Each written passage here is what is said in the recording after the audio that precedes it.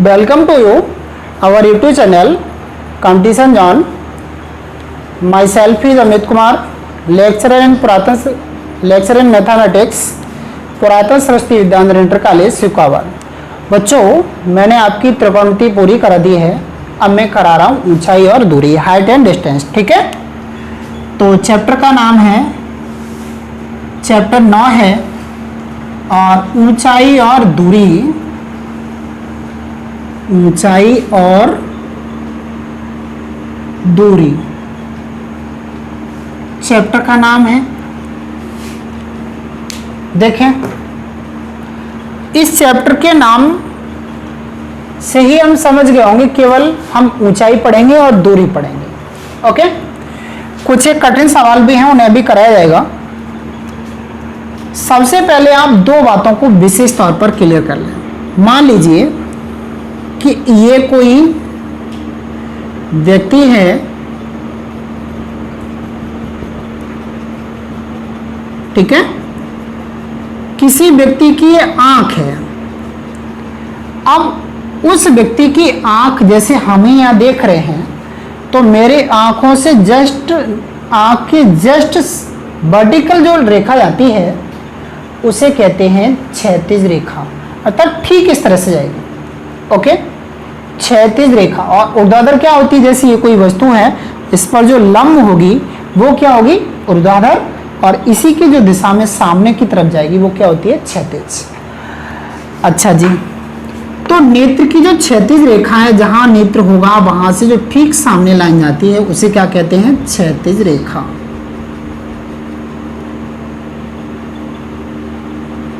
Okay, अब क्षैतिज रेखा तो ये है। तो ऊंचाई दूरी को समझने के लिए हम सबसे पहले ध्यान देते हैं क्षैतिज रेखा का। ठीक है, अब वस्तु होगी कोई भी तो वो इस क्षैतिज रेखा की दो तरफ हो सकती है, या तो ऊपर की तरफ होगी कोई वस्तु यहां पर, या फिर कहां होगी? नीचे की तरफ। दो ही तरफ हो सकती है। मान लो कोई वस्तु ऊपर है, ऊपर ये है यहां।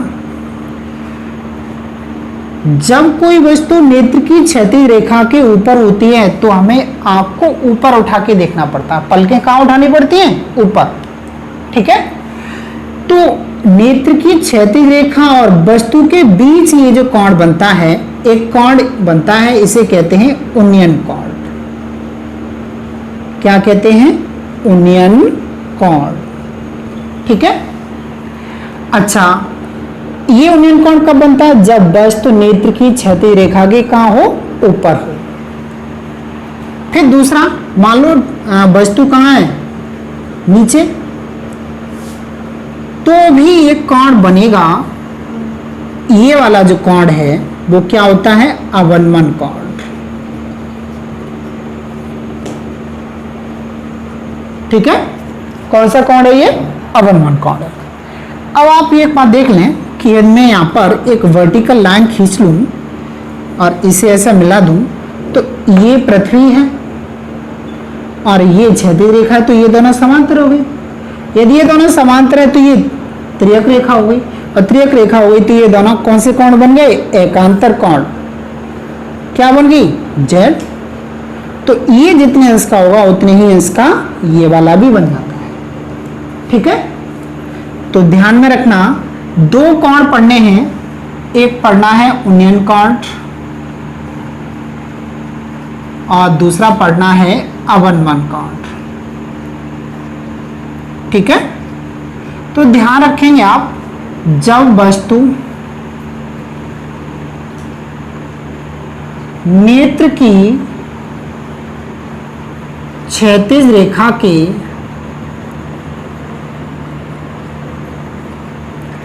ऊपर स्थित होती है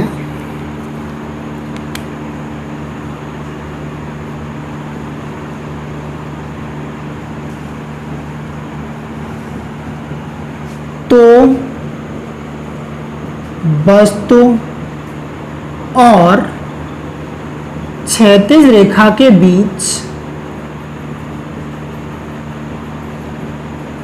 बीच जो कोण बनता है उसे उन्नयन कोण कहते हैं।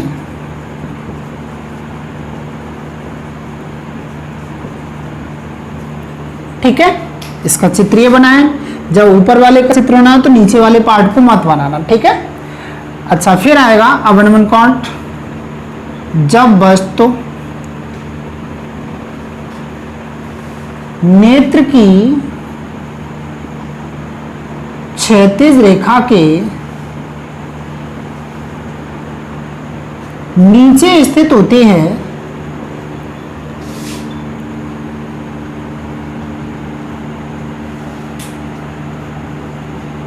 तो वस्तु और क्षैतिज रेखा के बीच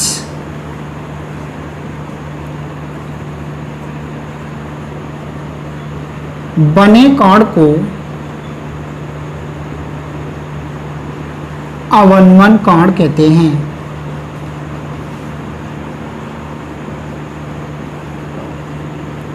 जैसे ये वस्तु है और ये क्षैतिज रेखा इसके बीच, जब नीचे वाला चित्र बनाओगे तो ऊपर वाले को नहीं बनाना है। ठीक है, ये दो डेफिनेशन है। अगर ये दो डेफिनेशन याद कर ली और ये ध्यान में रखना है कि कौन सा कोण बनना है, उन्नयन या अवनमन, इन दोनों में से एक बनेगा, जरूर बनेगा। और ये ध्यान में है कि उन्नयन है या अवनमन है, तो मानता हूं आप प्रत्येक सवाल को बड़ी आसानी से सॉल्व कर जाओगे। ठीक है,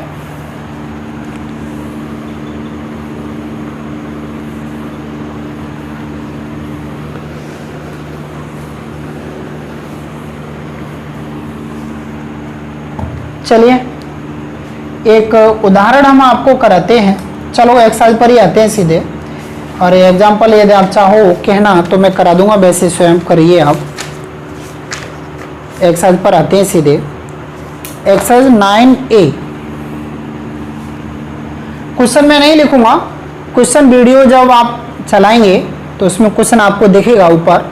ठीक है, केवल पढ़ के सुना दे रहा हूं। क्वेश्चन है भूमि के एक बिंदु से। पहली बात यह है कि आप सीधी सी बात जान लें कि भूमि की अगर कोई बात करता है तो जमीन पर एक खींची गई लाइन होती है। ठीक है, और जब भी कोई पेड़ या खंभा या लट्ठा या चिमनी कुछ भी बात करता है तो ये हमेशा वर्टिकल पोजीशन में खड़े होते हैं। पेड़ भी होगा तो वर्टिकल माना जाएगा, वर्टिकल नहीं मानोगे, लंबवत नहीं मानोगे तो हमारा चित्र कंप्लीट ही नहीं हो पाएगा। ओके, चलिए देखो, भूमि के एक बिंदु से जो मीनार के पाद बिंदु से 30 मीटर की दूरी पर है।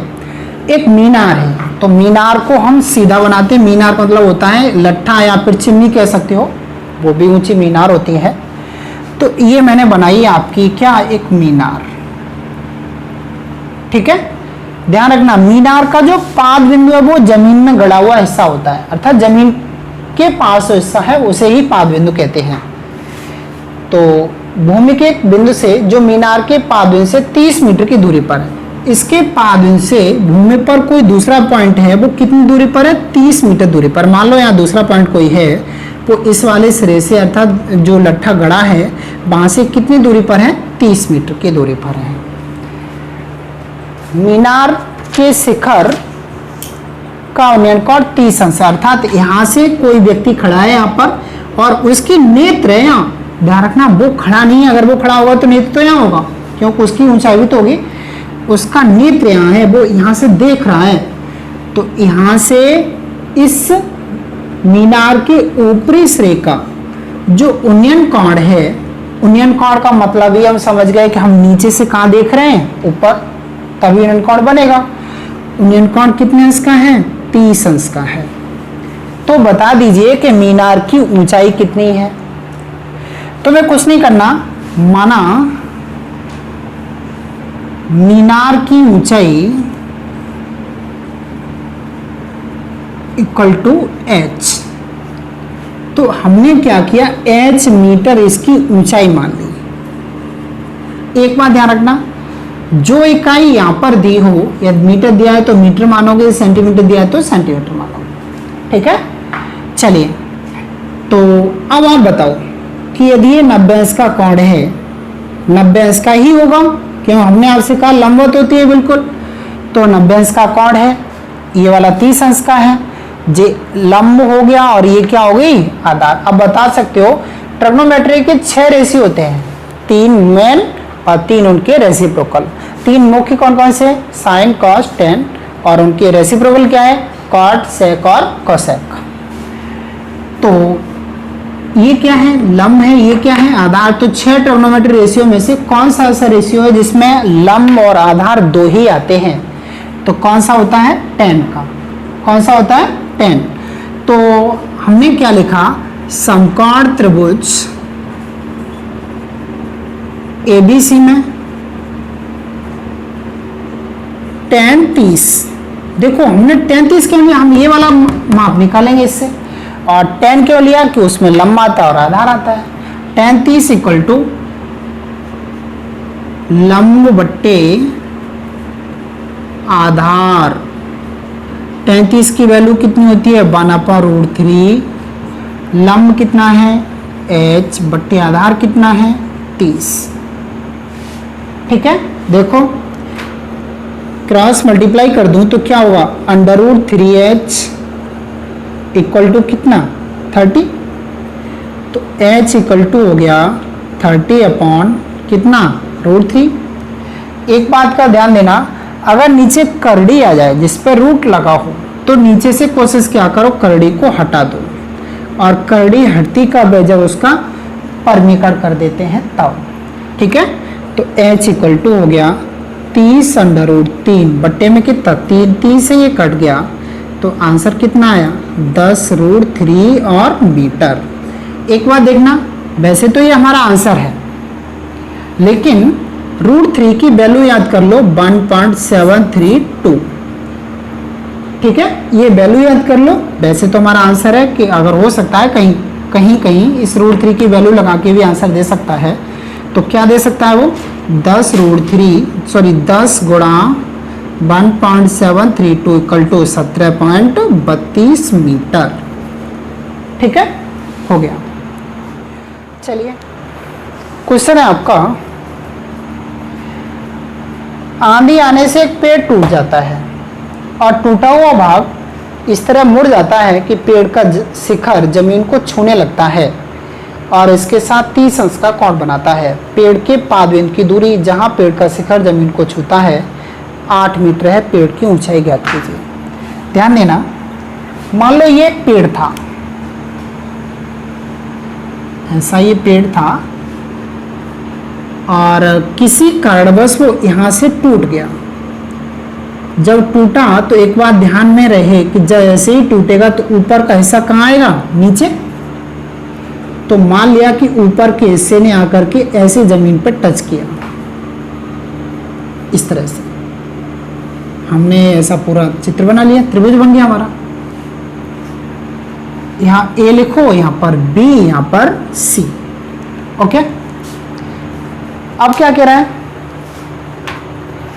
जो ऊपर का हिस्सा इस जमीन को छूता है वहां पर 30 अंश का कोण बनाता है, तो हमने यहां लिखा 30 अंश।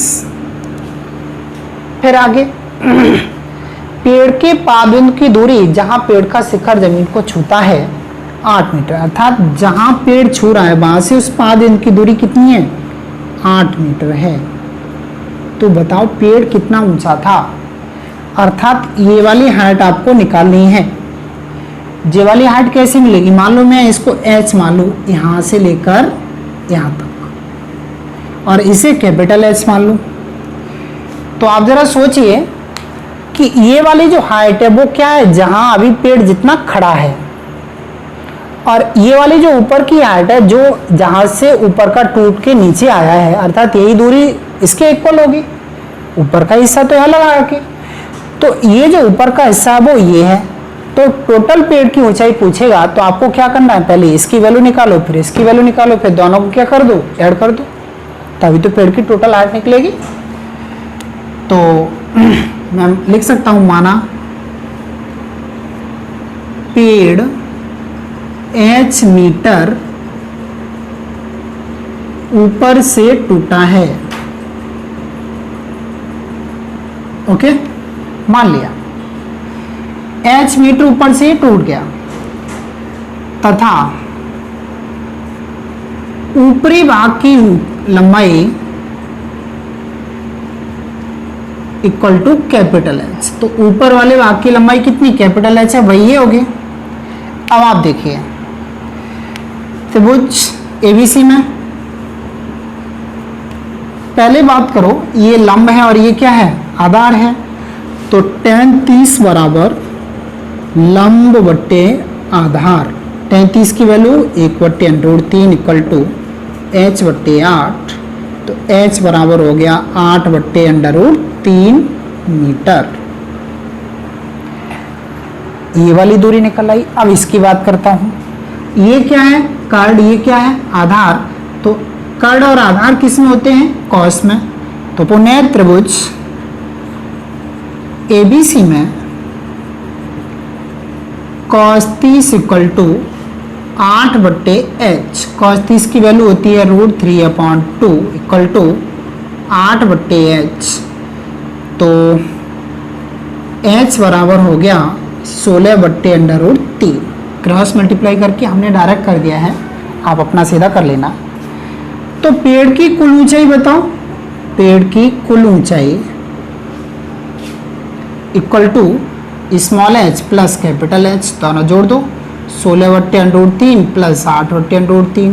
तो ये हो गया 24/√3।